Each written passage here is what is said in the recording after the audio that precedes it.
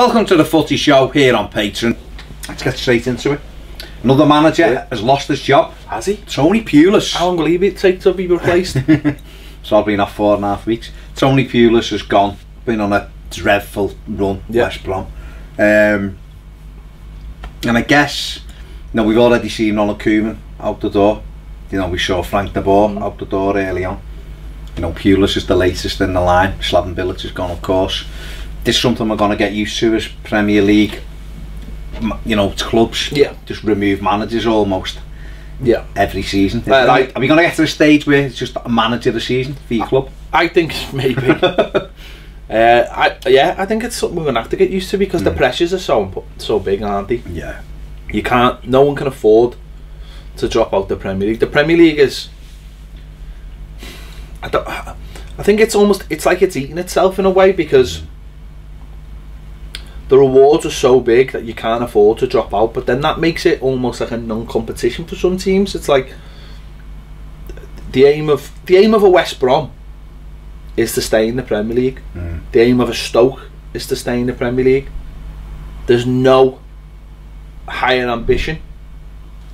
We've made that even worse. There's no higher ambition, is there? Because why would you have a higher ambition? And then there's no ambition to put a strong team out in a cup competition.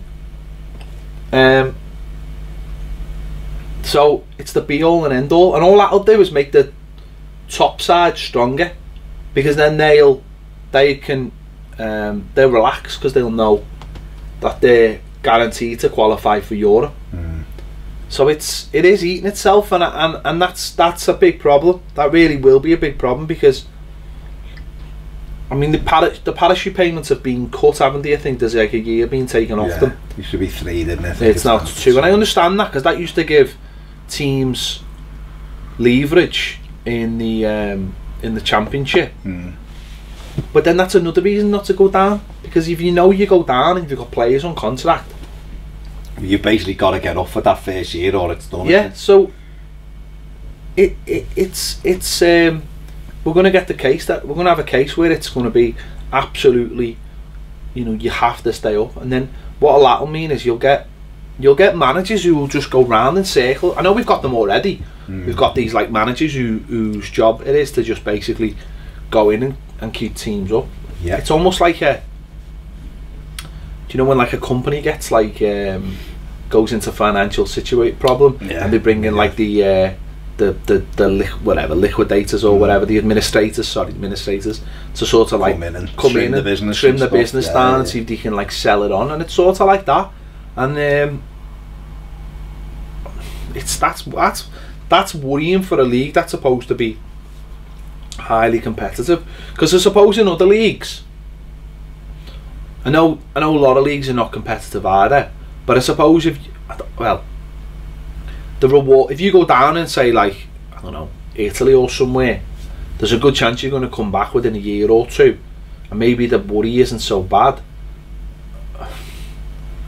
So I don't know. Does that make it more of a fight? I don't know. But I just think the Premier League it's eating itself big time.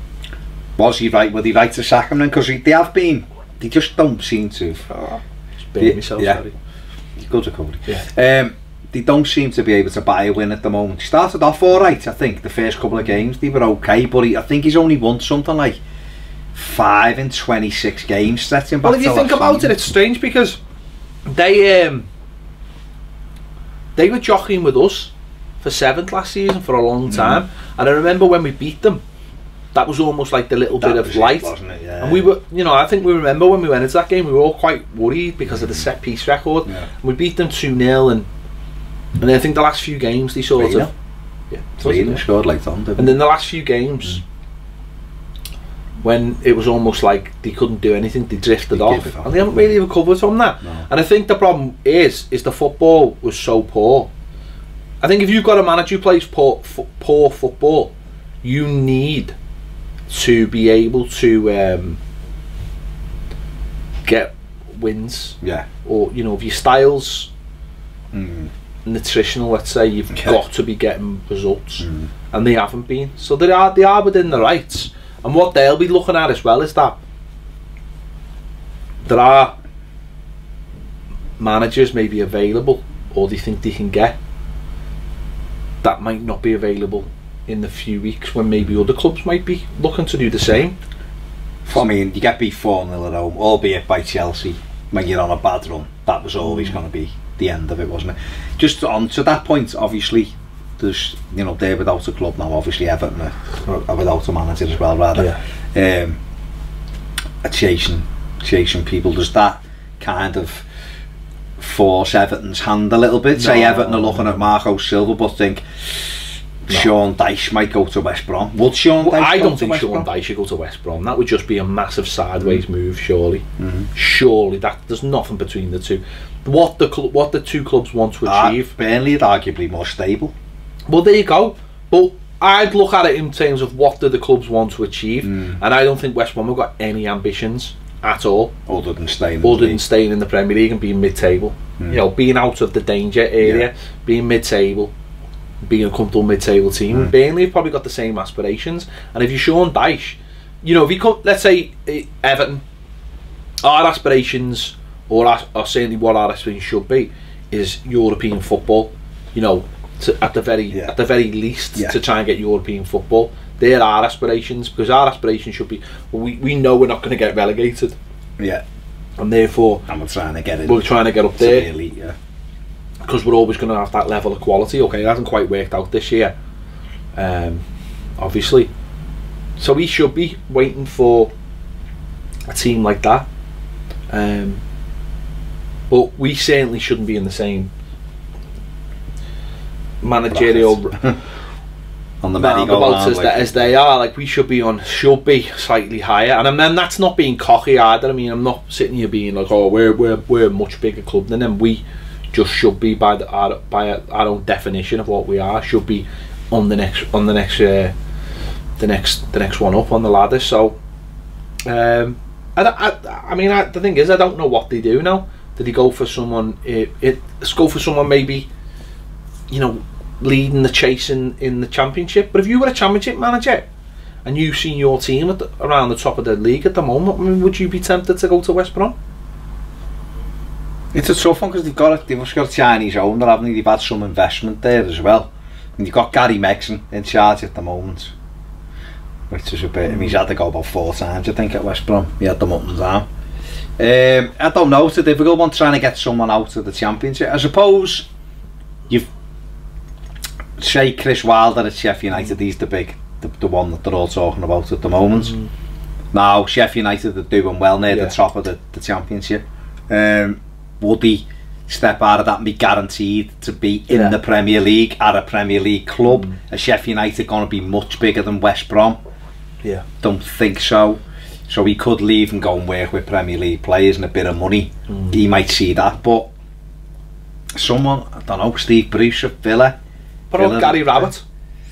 But he's just gone. He's at Derby and he's doing all right, isn't he? Well, isn't that more of a suggestion why though? He's been at Birmingham, hasn't he? So he's been in the Midlands already. But he want to go to West Brom, possibly. But I think he's doing. I think he's ex-Derby player as well, of course, ex-Everton. He's doing all right there. I think it'd be difficult to get him out of there, to be honest. But he certainly did. That's probably the level. Do you think they'll go down the route?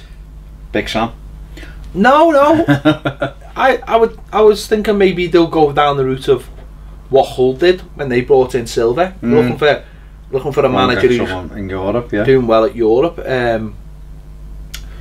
You know, sort of have a little bit more ambition than to just go, because I mean, there's a team in there. It's just that they probably got fed up just playing that way.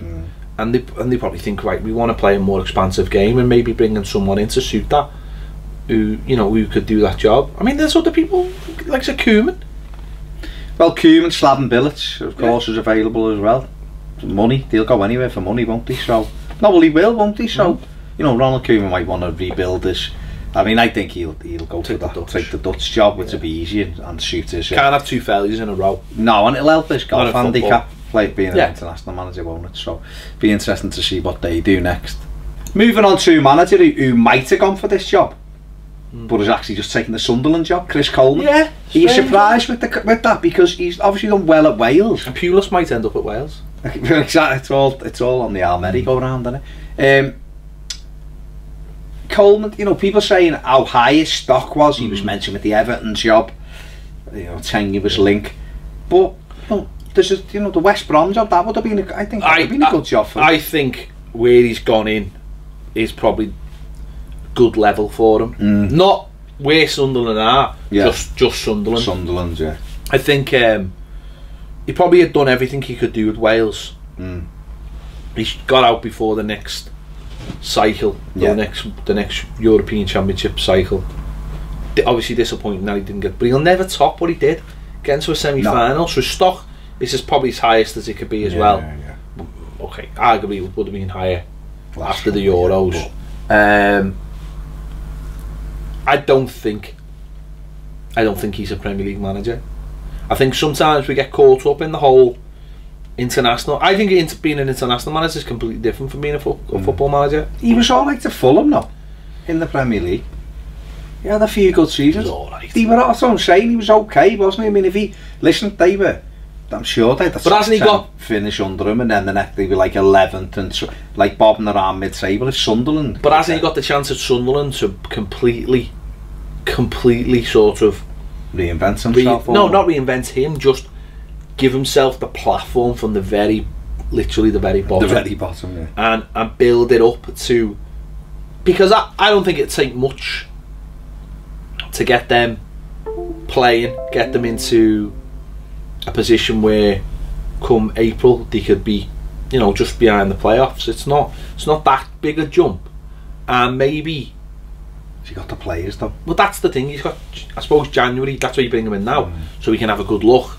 January, you know, his thing this season will be to keep them up. It's as simple as that.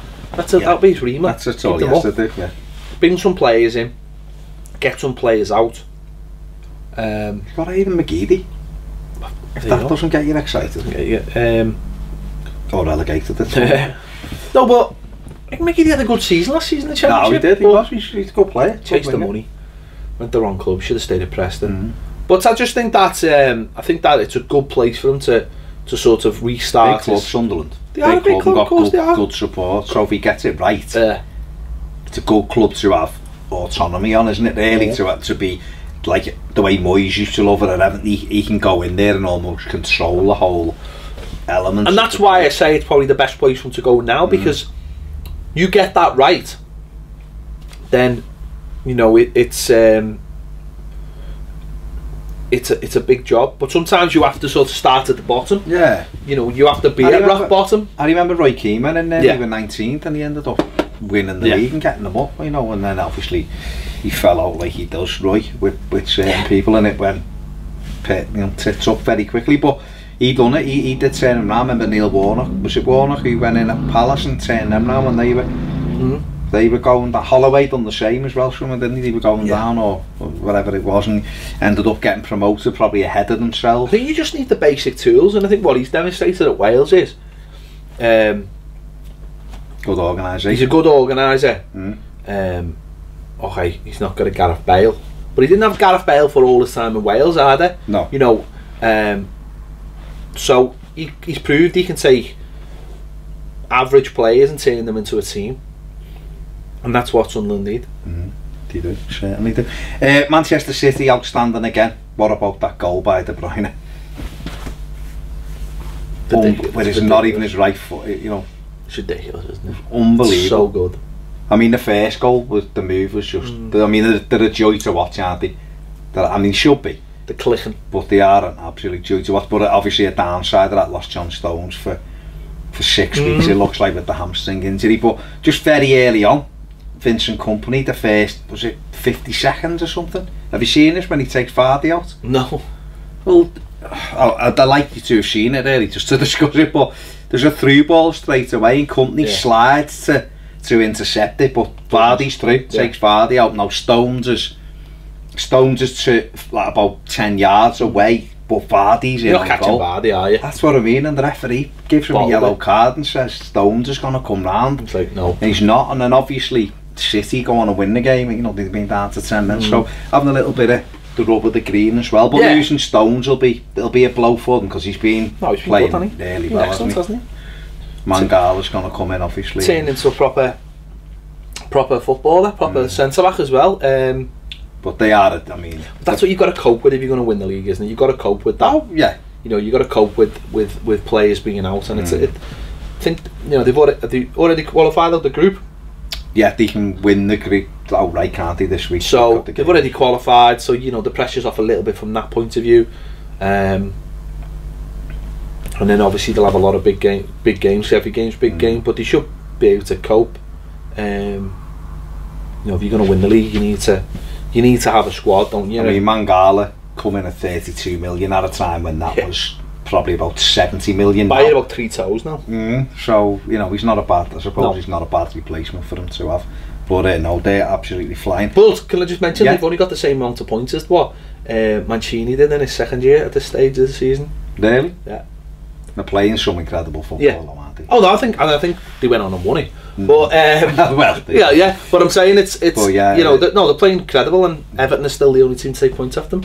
Unbelievable. It is unbelievable. Moving on, Daniel Sturridge in the news again. Sign him. The news. Well, this is the thing: is that, you know, lots of reports now that he's gonna have to leave in Liverpool in January. He's obviously not part of Jurgen Klopp's first team. Can't really complain. No, you can't, because Firmino's doing well. Salah's. It's just the way Liverpool play. Exactly. He doesn't fit in. I was thinking, snap if you tried to run like that. He doesn't fit in. Obviously, they got Danny Ings coming back. He got 4 for the 23s at the weekend. You know, he's banging on the door. So the way they play, they've got Lallana back now as well. So Coutinho, there's no room for a Daniel Sturridge. Is he a player that? I'd say Everton. I'd have signed him last January. I would have. And people will laugh at me at that. Gamble. I'd take a gamble on him. He's a football. He's probably the best English centre forward. He's better than Harry Kane. The difference is Harry Kane plays a wing. I think he is. I think it's like the big call, that. You know what I think it's like? I think Kane's better, but I think Sturridge is a top. Do you know what I think it's like? Remember when they used to debate about Michael Owen and Robbie Fowler? And Michael Owen had, you know, the athleticism, but Robbie Fowler was just better. Do you know what I mean? Like, he was a better natural striker. I always thought Owen was better international footballer than Fowler. Well, yeah, maybe so. Fowler in the Premier League over Owen. But Robbie Fowler was just a finisher. Was just a better finisher, just a more an instinctive striker. And I think Sturridge is just, you see it every time he gets on the pitch. He's instinctive. He doesn't have to be fit. And I think if whoever gets him, if they manage him right, you can't play him every game. You just can't. I don't think because of his legs. Just his legs. His legs, yeah. Quite important, really. Yeah. But if you manage him, and I said it last year, I'd have a punt on him, because I think he's exactly what we don't have at Everton. Whether you can make him enough chances is one thing. Would he be prepared to come? Probably not. With the Liverpool link and stuff, he probably wouldn't. I don't think. No, I think if he had an option of 2 or 3 clubs, I don't think he's bought into Liverpool at all. Really, I think he's Daniel Sturridge plays for Daniel Sturridge. I think he would. He'd have to change that stupid celebration. Yeah, that he couldn't be doing. No, he couldn't be doing that. No. I mean, what would you have him? I would have him because there's not many natural finishes, I don't think, around. Who knows? Obviously the injury thing's a real problem, because you don't know if you're going to get the games out of him. But if you did, and you had an athlete, you see, he would be good with someone like Nias, who will just do all his running for him, and you give Sturridge a chance, he will score goals for you. Do you know what I like about Sturridge as well, though?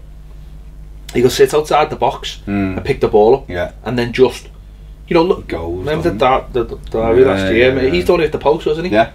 He's got a brilliant way of just sort of going past people without, and then you're going, well, how did he do that? He done it, But he does. He has a brilliant way, and I think we could do a lot worse. I don't know what his options will be, because I don't think any of the top sides will want him.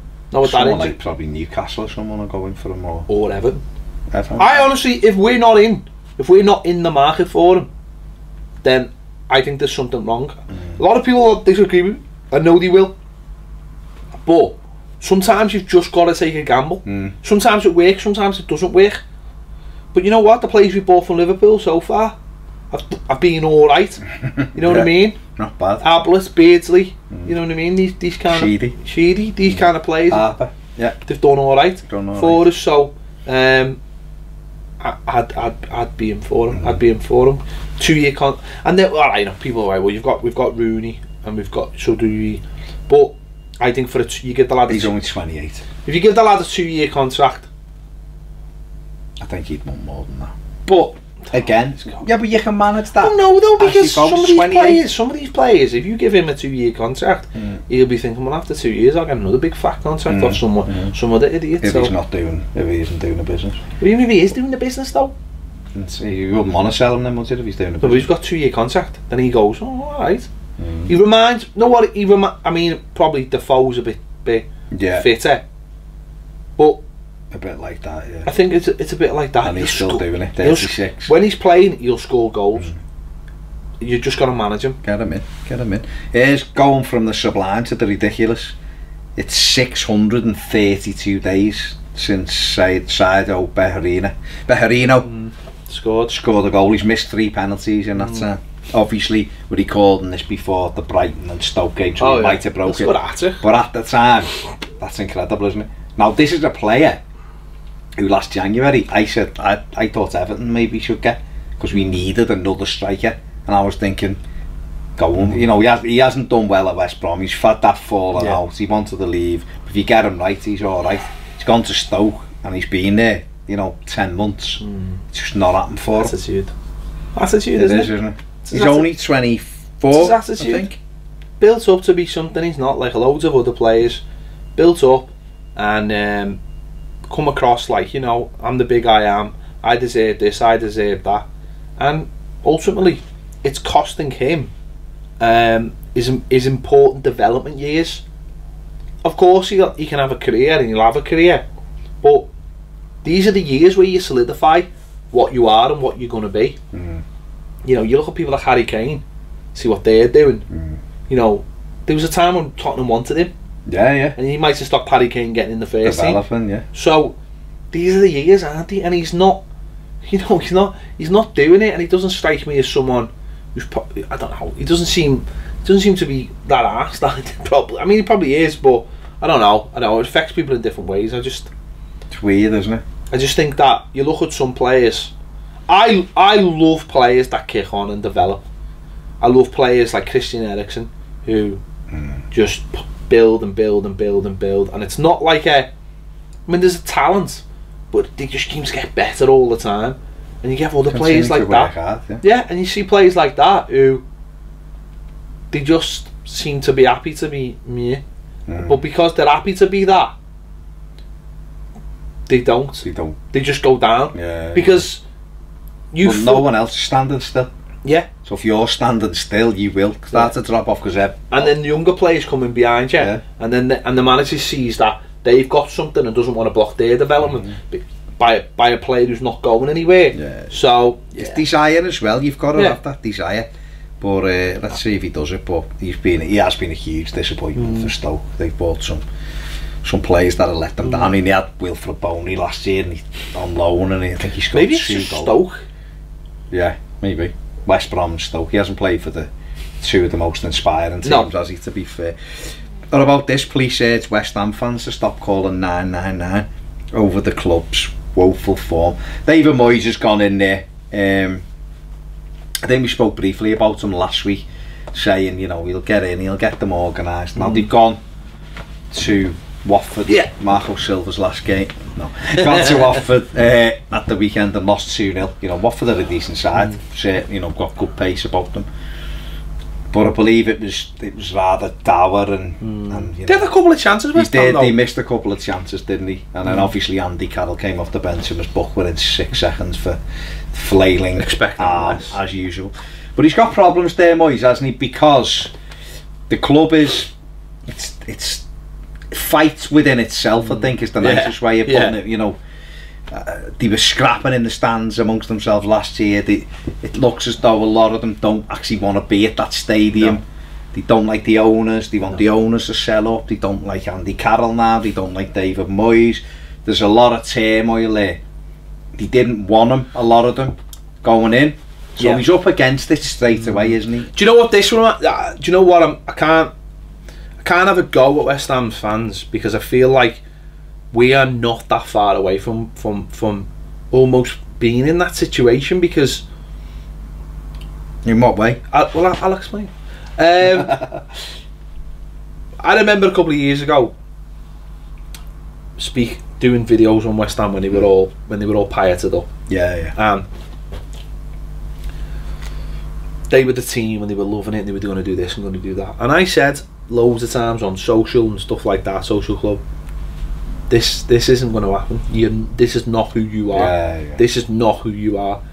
Your club's run by horrible people because they are. Let's get it right. They're no FC. Yeah. There are horrible people, and they, as much as they claim they're West Ham fans, they'll sell you down the river. Yeah. And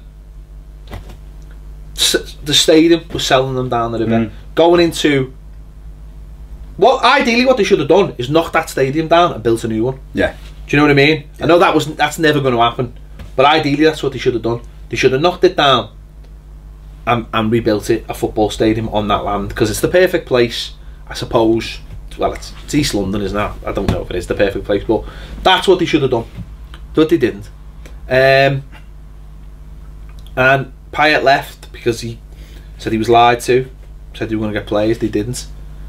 And well, he finished 5th, didn't he? And it looked good for them. And he was excellent. And it's weird because his career's tailed off since he left them. Yeah. Which is odd. He just seemed to have like one really good season and that was it. But he's 30, wasn't he? No, 30. No. Maybe that was just his peak season. And he liked pasties, doesn't he? Yeah. I believe. A couple of slices from Greg. Likes the nativity. Pucker, I really like Pucker. Is it Pucker? Pucker, yeah. Straight on the arse, of course. French for straight on the arse. Straight on the arse, yeah. What I'm saying about Everton is, I think they have a way that they want to be perceived and want to.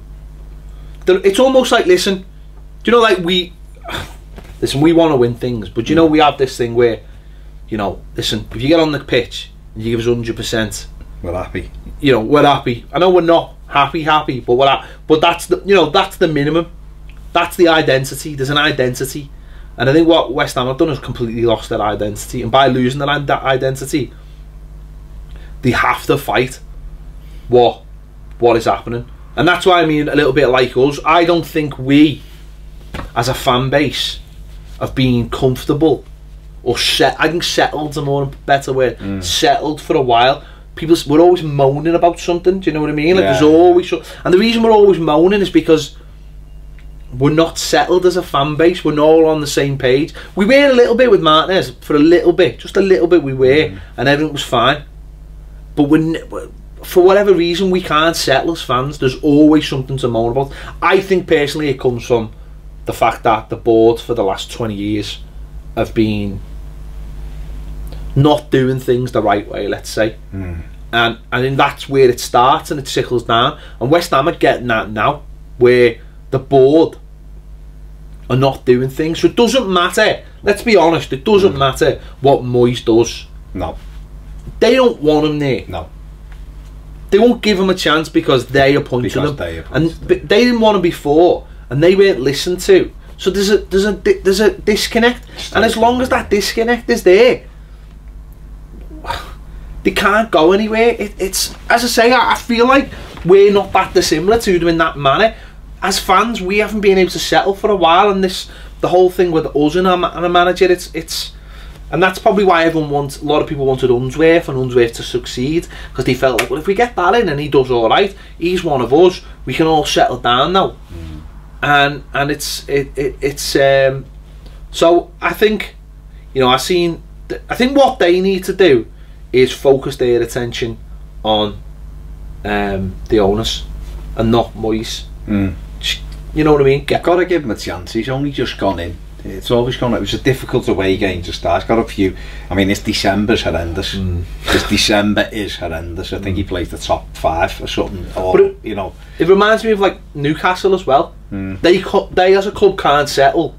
They have a little bit now, because I think Rafa's settled it down. They've reevaluated their expectations, and fair play. I mean, I've had made with Newcastle fans, but you know what, fair play to them. They have reevaluated, and by reevaluating it, they'll get on as a club, because there's not, and maybe that's a lesson for all of us, I don't know, But saying that, our expectations have been in the gutter for a long time, so it doesn't really make a difference. I think we do. I know what you're saying, and you're right to a certain extent. Of course, there's you do have to look at. I think you have a vision of where you think you should be, and then I think you'd have to have a reality check, and by a reality check. See, I had this with a couple of Watford fans on Saturday who were bit, and I don't normally. I just go everyone entitled to your opinion, whatever. Yeah. But when they start saying things like Everton are like an average, a mid-table side, that's when it goes. But I can say that, you can't. No, but the reality is, what I said to them was, it's fine. At the moment we're struggling, and that's right, 100%. And if your manager leaves, he is a knobhead because he's only. I hope he does, but he's a knobhead because he's been there 12 games. But Everton are far from. If you look over the last 15 years, Everton have spent more time in the top 6, between the top 6, top 8.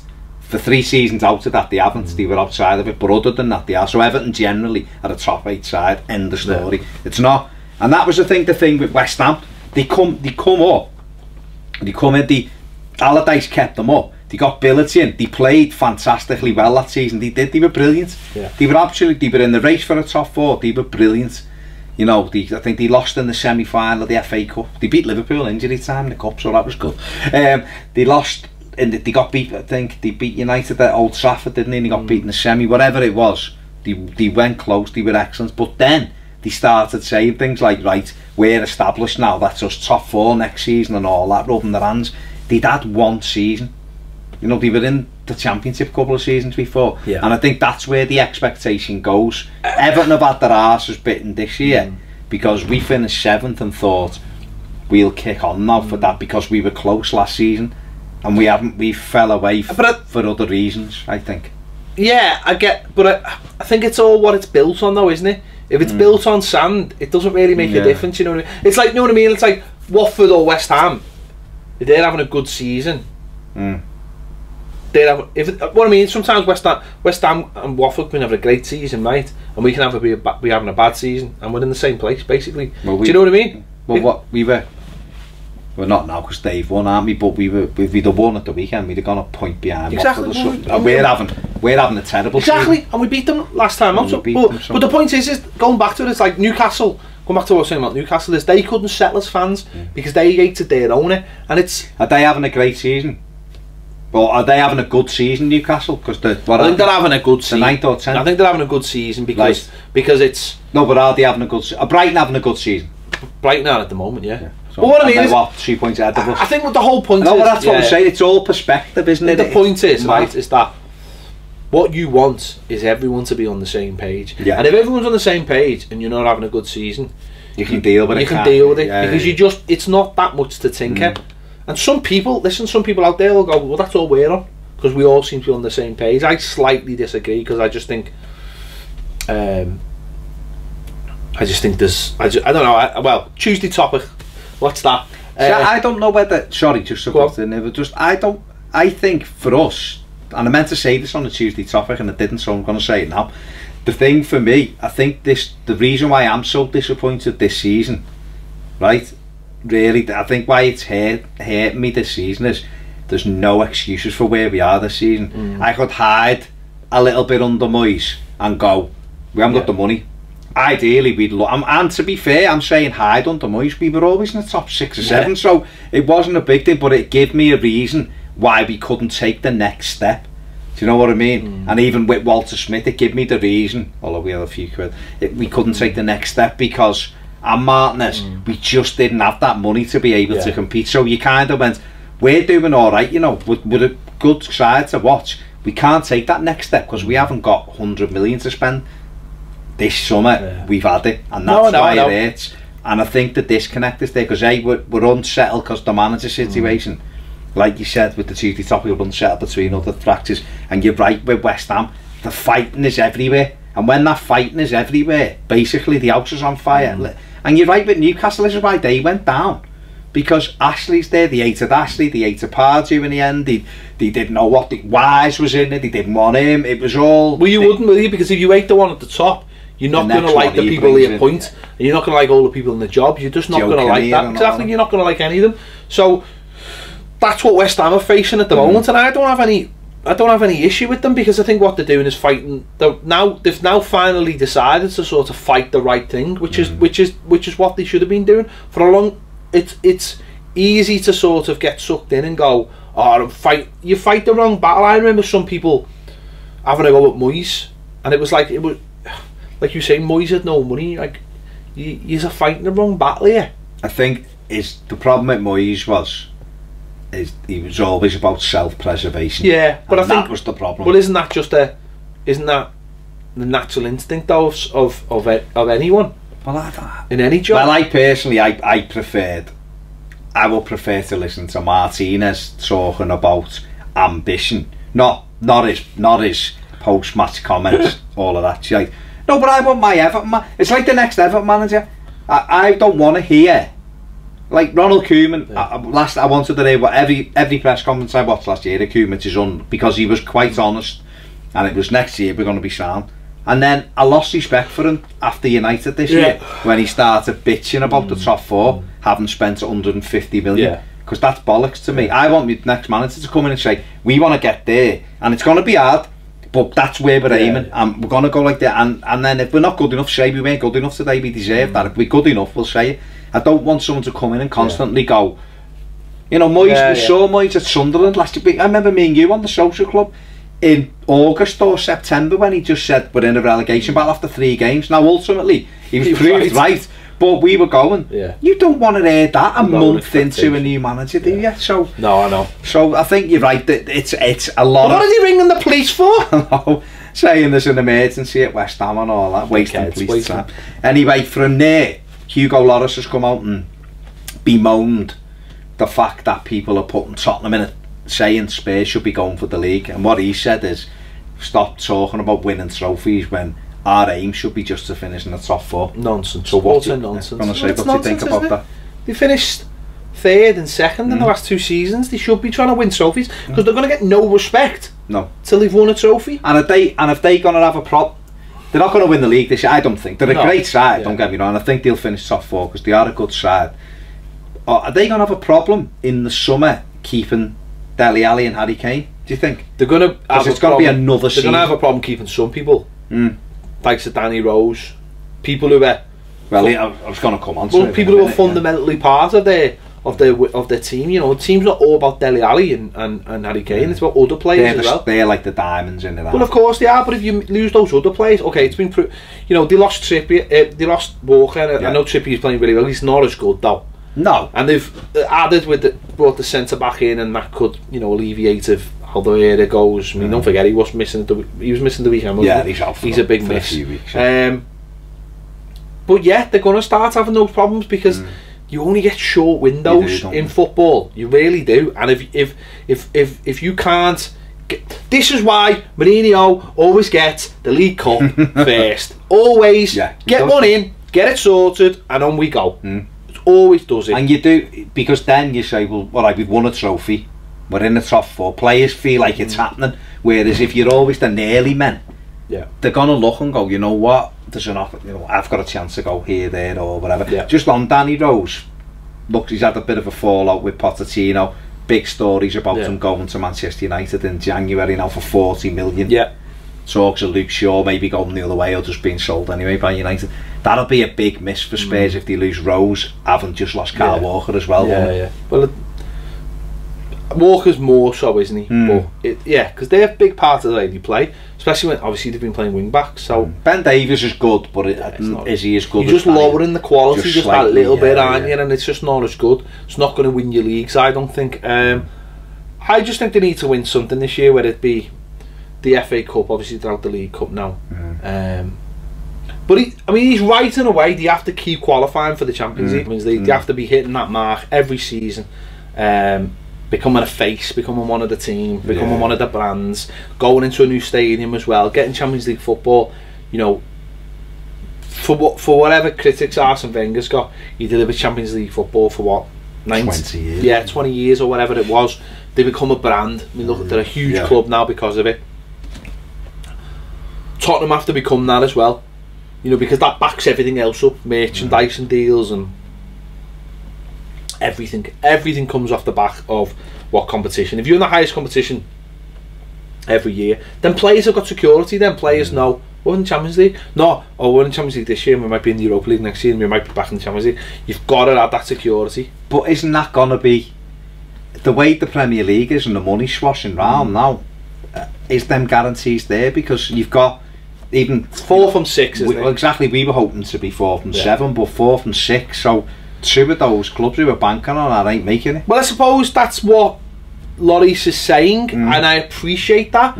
But you've got to be able to do both things. Got to be winners, haven't you? You've got to be, you know, Arsenal for the last few years, okay, not this season, but have, you know, won the FA Cup and got into the Champions League.